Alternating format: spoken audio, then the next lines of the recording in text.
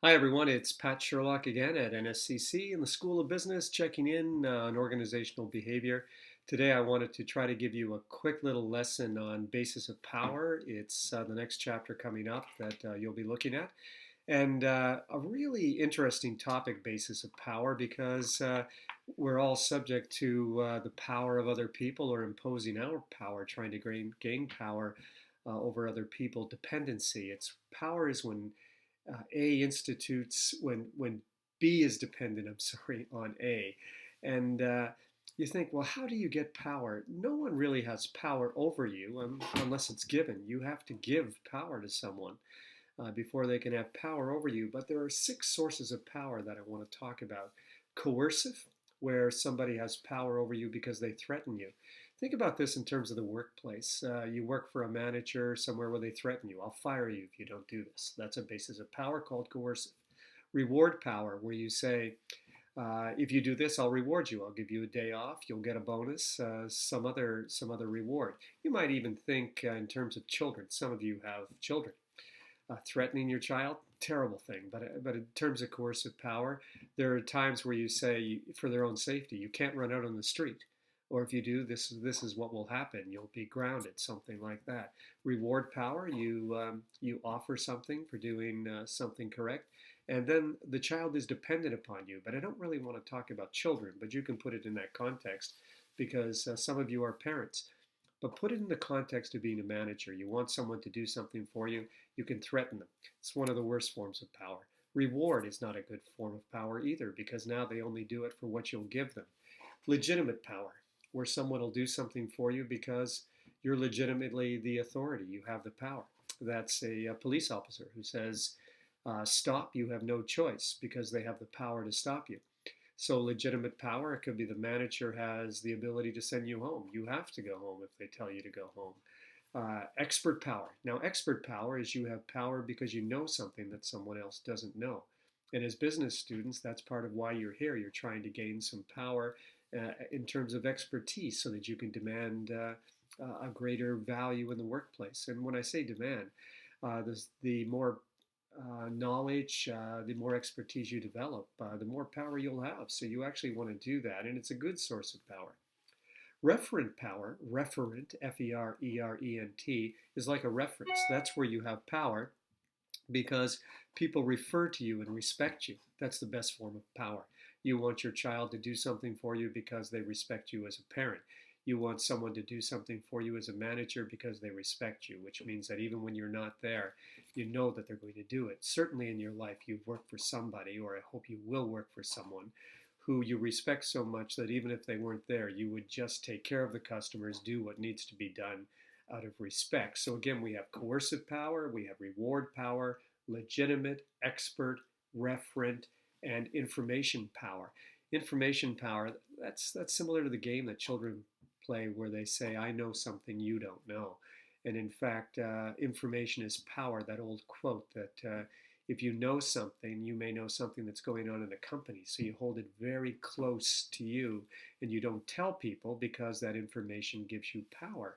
And that is not a good way to gain power. The best way to gain power, of course, is to be referent, someone who's respected, is to be someone who's an expert. Those are the best sources of power, not coercive, not reward.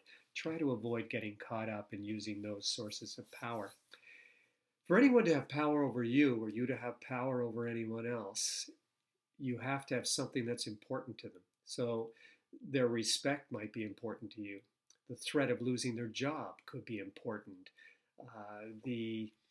The reward that you could offer, the money could be important, but it must be important. It has to be scarce. If you don't need the job, you don't need the money. The person has very little power over you because there are plenty of jobs out there, and that's not always the case. So it's got to be important, it's got to be scarce. So the person has to have you being dependent upon them. Again, power means person B is dependent upon person A. They have to be dependent because you have something that's important, something that's scarce, and something that, number three, can't be substituted, non-substitutability.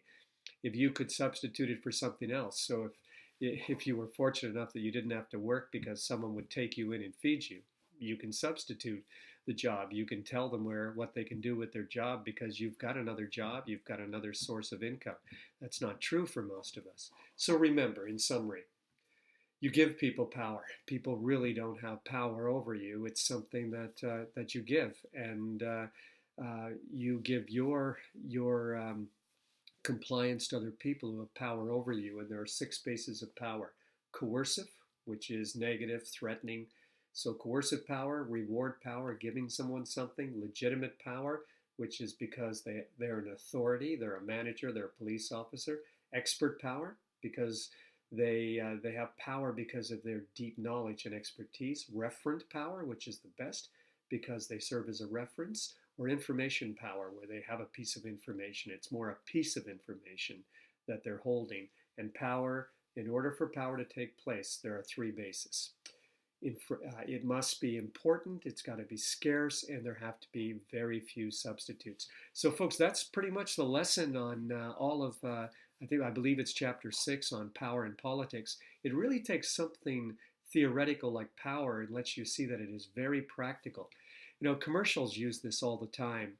They know that we have such reference for actors that in research studies, when they put a real expert, say someone who happens to be a brain expert, the world's foremost neurologist, to talk about concussions, for example. No, that's not a good example. A better would be to talk about selling you Advil, something for headaches.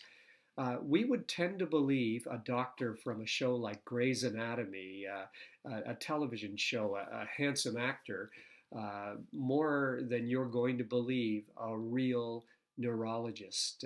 And commercials know that, so it's better to put a TV actor there, that they have greater power to influence people. I mean, isn't that a sad state of affairs when you think that we would tend to be more influenced by a fake doctor from a show like Grey's Anatomy would tend to influence our buying patterns for our medicine rather than a real neurologist? Wow, that's kind of mind-blowing for me.